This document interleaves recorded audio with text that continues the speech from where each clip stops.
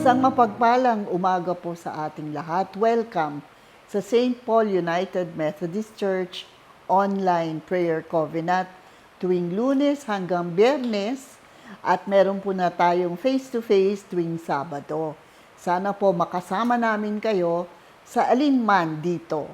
Sa umagang ito, samahan niyo akong basahin mula sa Acts chapter 2 verse 32 at ang NLT version ang aking babasahin. God raised Jesus from the dead, and we are all witnesses of this. Matanong ko po kayo, do you believe in the resurrection? That there is really a rebirth? From John chapter 3 verse 3, it says, where Jesus tells Nicodemus, truly, truly, I say to you, unless one is born again, he cannot see the kingdom of God. No. Dito, we deal with the spiritual rebirth, which is necessary for salvation. A transformation by the Spirit rather than a physical birth ang pinag-uusapan dito. And Jesus, through the resurrection, conquered death. No. In the 7 last words po na ating napakinggan last Saturday, the 7th word said, Lord, into your hands I commit my spirit. Sabi ko nga po doon, 2 beses, actually, 2 level ang pag-commit ni Jesus ng kanyang spirit. First is that ang committing niya, ang spirit niya, yung spirit ng kanyang physical body, sapagkat po mamamatay na siya. At gaya ng nangyari, sabi niya, Lord, I commit my spirit, and breathe his last. But there is a second level of that spirit. Iniisip ko, nang sinabi niya, Lord, I commit thy spirit, sinasabi niya, Ama, tapos na ang nangyari dito sa lupa. Aalis na ako at ngayon, i-assume na niya ang kanyang persona as this time, the Son of God. No? And we say na, and therefore, he returned 3 days later and so there was a resurrection. Ngayon, nung sasabihin natin, do we experience the same? Yes. Maybe not physically, but definitely spiritually. Because we experience that same rebirth when we free ourselves from the bondage of sin or whatever else that holds you back from believing and accepting Jesus as your Lord and Savior. Meron ba kayong mga bagay na nagpipigil sa inyong maniwala kay Jesus? Meron ba kayong mga pakiramdam na nagpipigil sa inyo maniwala na merong resurrection? At masasabi ba nyo na meron na kayong transformation of heart and spirit that allows you to follow Jesus without hesitation, without guilt of sin? He has saved us by His death, and sabi nga. And how? Because He showed us na what He said is true and that God does exist. No?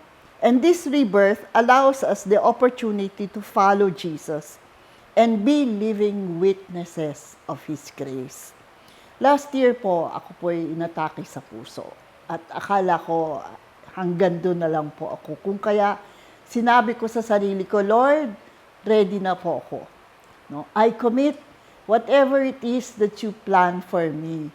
And ang hiling ko lamang sana ay matulungan po niyo ang pamilya ko to get through this. And we did.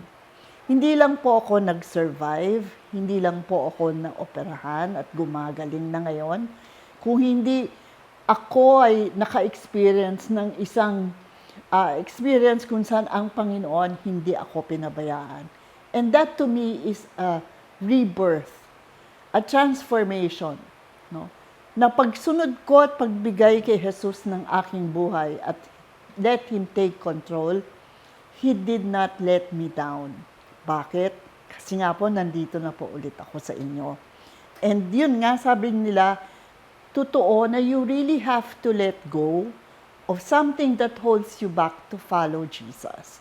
And when you let go, you experience a rebirth, a transformation, na akala mo iba ka ng tao pero hindi. Kung hindi isa lang tao ng pagsumunod kay Kristo ngayon ay masaya, mabuti, at hindi na natatakot pa sa kamatayan sapagkat binuhay ka niya, hindi lang pisikal, kung hindi binuhay niya ang puso mo sa paniniwala sa Kanya. No? After all, when we commit our spirit, our lives to Jesus, He will make sure we can live it well. No? Kaya nga po sabi nila, be living witnesses. And this is what I feel nangyari dun sa Acts na yon. Ako po ay isang living witness of God's grace. And I will continue to be His witness of His grace. Continue to show the world that the Lord exists and that He loves us. At ayaw niya tayong mahirapan. At kapag tayo ay humingi, tayo ay pagbibigyan. Kung kaya tayo ay, kaya nga sabi nga nila, this is my second life. And this is a rebirth. Kaya pag ako tinatanong, no, how do you feel, Lauren? Sabi ko, I feel that the Lord truly loved me.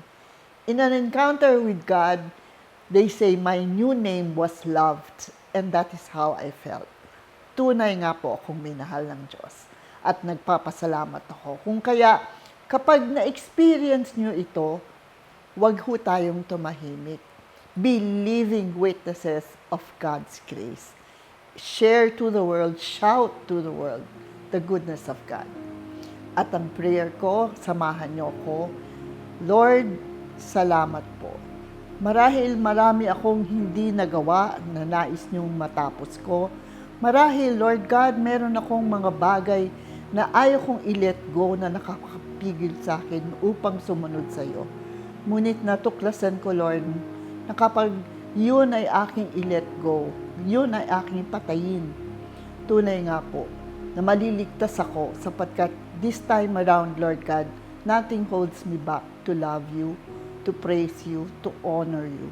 And this I am thankful, Lord, for this second life. Amen.